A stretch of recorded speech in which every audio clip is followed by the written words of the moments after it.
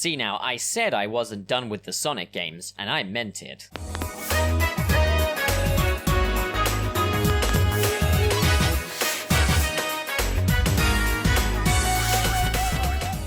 So after Sonic 3 and Knuckles had effectively bowed out the Sonic the Hedgehog trilogy in the mid-90s, everyone was wondering, what is next for Sonic the Hedgehog? The game was effectively changing as far as the video game industry went. There was an attitude of out with the old and in with the new, and what was new at that time was 3D gameplay. So while Nintendo were developing Super Mario 64 with great success, Sonic had a bit of a different story. Sega were working hard to develop Sonic Xtreme, which was planned to be the very first 3D Sonic game. But it's safe to say things did not go to plan. The game was to be developed by Sega's Technical Institute. But there were two main factors as to why Sonic Xtreme didn't go ahead.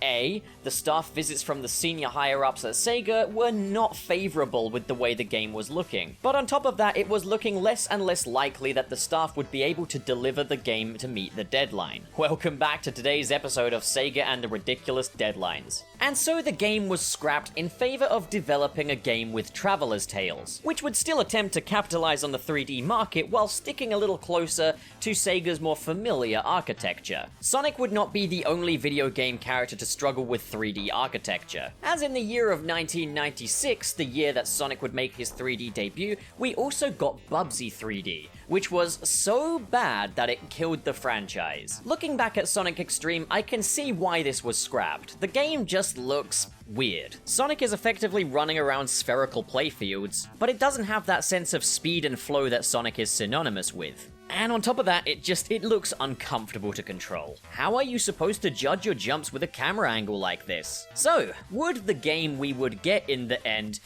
make right on the shortcomings of Sonic Xtreme? Let's take a look at Sonic's 3D Blast Flicky's Island.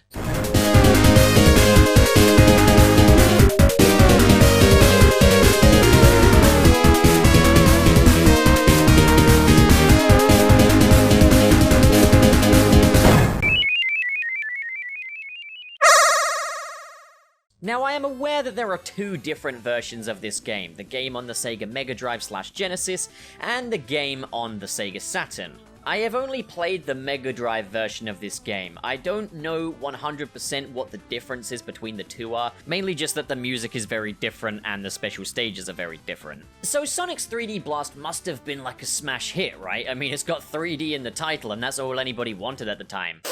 Not to mention, maybe the most sexually provocative cover of any game. Oh my fucking god. See, now right there, that's a big opportunity for sales, but it's safe to say that Sega kind of fucked it. So the story this time is that Sonic has arrived at Flicky's Island to find that the Flickies are all gone and have been turned into robots. Obviously, Dr. Robotnik can only be behind all this, and Sonic vows to flee the Flickies. God damn it. Sonic pledges to free the Flickies from their robotic prisons. And of course, once again, crush Dr. Robotnik. The story, unlike previous games, is no longer told through motion sprites, but instead still frames of a 3D animation. This does mean that there is a little bit of waiting about before the game starts, which would go on to become a trope of 3D Sonic games going forward. But when the game does start, oh boy does it start, oh my god. But I mean, it does try to get its feet on the ground as a proper Sonic game. It begins with Sonic going through a loop-de-loop through a speed booster. You're not getting to do anything, but hey, you're seeing Sonic do something that Sonic always does, but now it's in 3D. Now, as far as presentation goes, this must have been a pretty exciting thing to see, in reference to what the Sega Mega Drive is capable of. But as far as the Sega Saturn goes, on the other hand, this falls way short of what it's capable of. So the catch here is that Sonic's 3D Blast isn't really 3D, it's still made up of 2D sprites. There isn't a 3D model in sight. The main difference is that you're now playing in an isometric playing field as opposed to a side-scrolling one. So it's kind of like a pseudo 3D simulation, but using 2D assets, which is understandable as this was the Sega Mega Drive, but of course, moving over to the Saturn, again, not very impressive at all. As far as the gameplay goes though, it all sounds about right. On paper, it sounds about right. Sonic's speed is still a gradual process that you have to earn. He still jumps up into a ball, he can still roll up into a ball and play like a little pinball, he can still spin dash, pretty much everything you want Sonic to do is back in this game. As well as that, the elemental shields make a return, with the flame shield bringing us the debut of the homing attack. This is an attack that Sonic really could have used throughout the game because jumping on enemies is a lot more difficult in 3D than it is in 2D. But there is another major problem here, and it is that these environments are far too restricted and claustrophobic for Sonic, meaning that you never feel like you've ever reached his top speed. There's a lot of tight corners, bends, and pathways, and speed really isn't encouraged in this game. Not to mention, because you need to aim yourself to jump on the enemies with precision, you do end up having to kind of stop a lot to really judge your jumps. As far as the difficulty of the aim goes, this isometric over-the-shoulder kind of 3D gameplay really is the worst of both worlds. So when you pair that with level design that does not complement Sonic's gameplay in the slightest, you've got a big problem.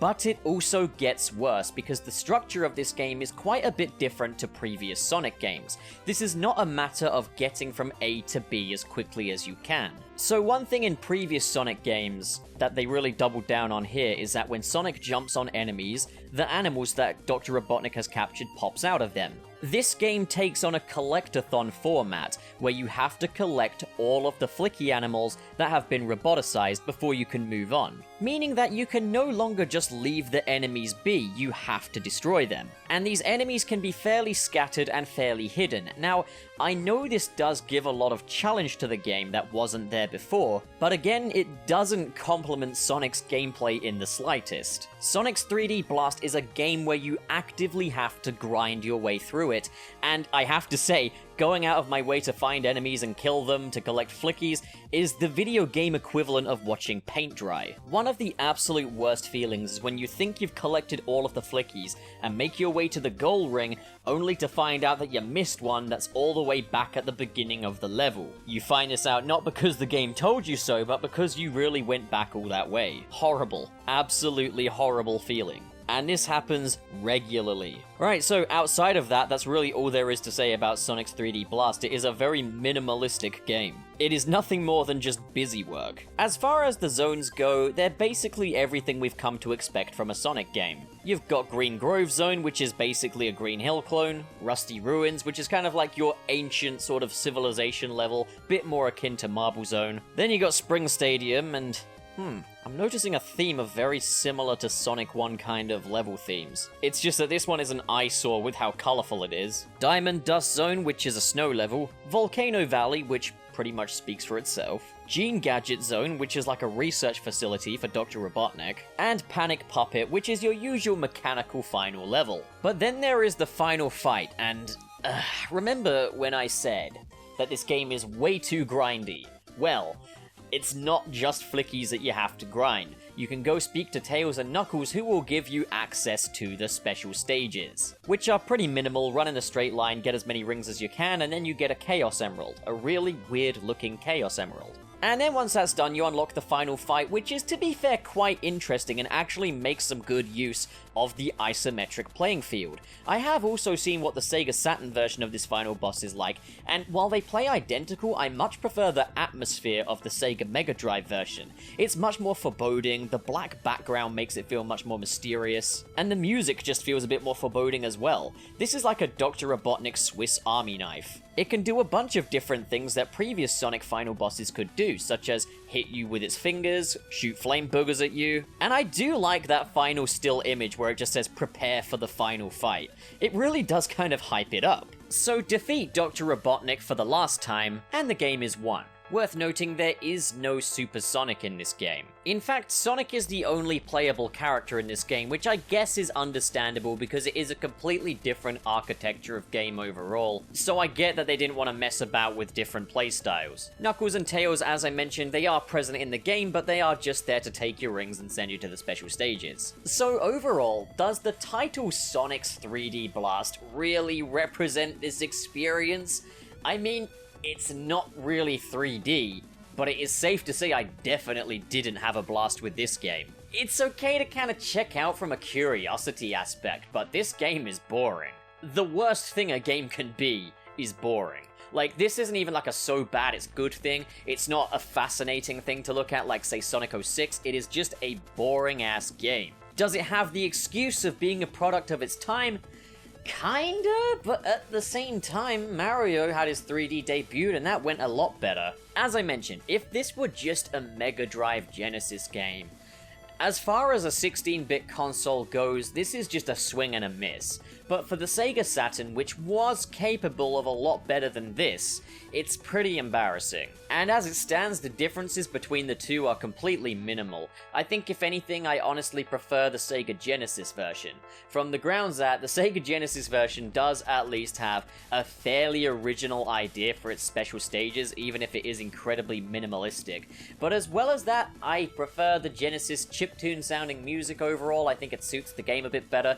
Far from the best classic Sonic soundtrack, but still, it's not bad. And then, of course, I just think the whole final boss event is much more atmospheric in the Sega Mega Drive version, so sue me. I don't know if that counts as a hot take or not, but hey, I'm taking it. So, after Sonic 3D Blast, there was kind of this interim period between 1996 and 1999, where there wasn't really a proper Sonic game. However, what we did get was Sonic Jam for the Sega Saturn, which did contain a 3D world that you could play about in, which I talked about briefly in my Sonic Adventure video, but just to kind of recap, it was a lot better than this. It was properly in 3D. It was much more spacious, there were no stupid flickies, it was just this little 3D world to kind of explore and demonstrate what could lie ahead for Sonic. And what did lie ahead was, of course, Sonic Adventure, so we know that everything was okay in the end.